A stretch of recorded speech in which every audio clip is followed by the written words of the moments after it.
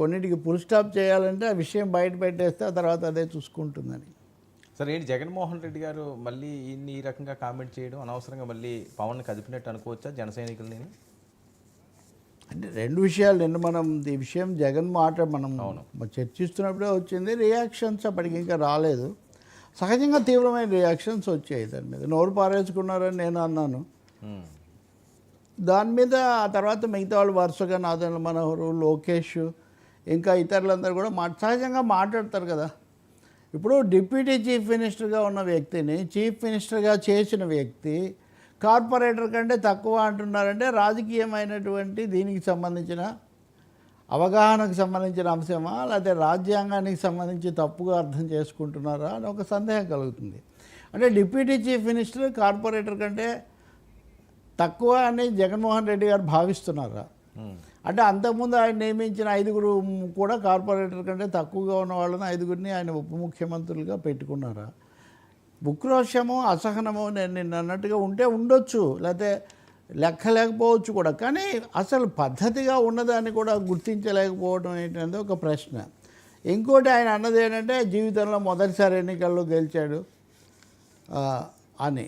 నేను అది కూడా అన్నా, గేట్ దాటలేరు అంటే ఆయన వచ్చాడు, విజయం సాధించాడు. ఆయన రాజకీయాలు, ఎన్డీఏ, మోదీ విధానాలు అవన్నీ అదొక వేరే చర్చ. కానీ ఎన్నికల వరకు చూస్తే మొదటిసారి ఏముందంటే ఆయన మొదటిసారి ఓడిపోయాడు, రెండోసారి గెలిచాడు. నిజం చెప్పాలంటే మనం కొన్నిసార్లు ఆ అసహనం ఎక్కువైతే వాస్తవాలు చూడడంలో మనం బండి తప్పిపోతుంది. ఆయన ఎన్నిసార్లు పోటీ చేశాడు అసలు? 2014లో చంద్రబాబును బలపరిచారు, 2019లో కమ్యూనిస్టులతో కలిసి పోటీ చేశారు, ఆయన చేసింది ఓడిందంతా 2019లోనే కదా. అప్పుడు కూడా ఒక ఎమ్మెల్యే గెలిచాడు, ఆయన మీరే తీసుకున్నారు.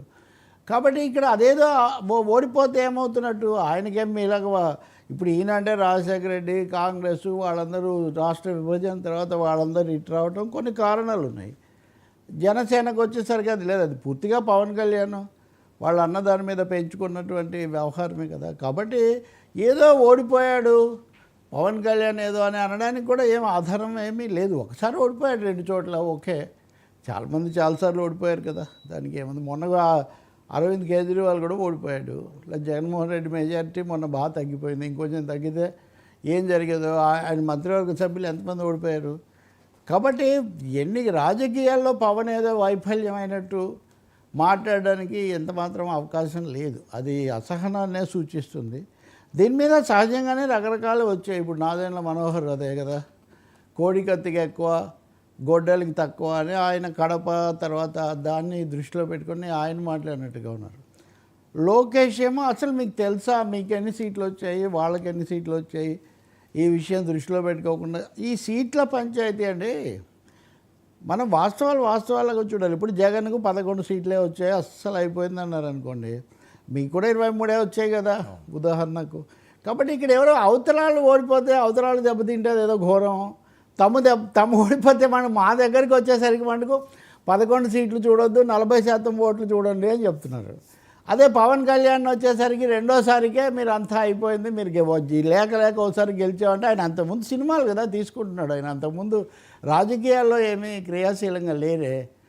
ఒకసారి పవనే అన్నారు, నేను రాజకీయ కుటుంబంలో పుట్టుంటే ముందు నుంచి నా కథ కూడా వేరుగా ఉండేది, నేను సినిమా కుటుంబంలో పుట్టాను, సినిమా అయ్యాను, ఇప్పుడు రాజకీయాల్లోకి వచ్చాను నేను. కాబట్టి ఇవన్నీ నిలబడేవి కాదు. లోకేష్ కూడా అందుకే చాలా తీవ్రంగానే దీనికి గట్టి జవాబు కూడా ఇచ్చినట్టున్నాడు. ఇది నిలబడలేదు మొత్తానికి.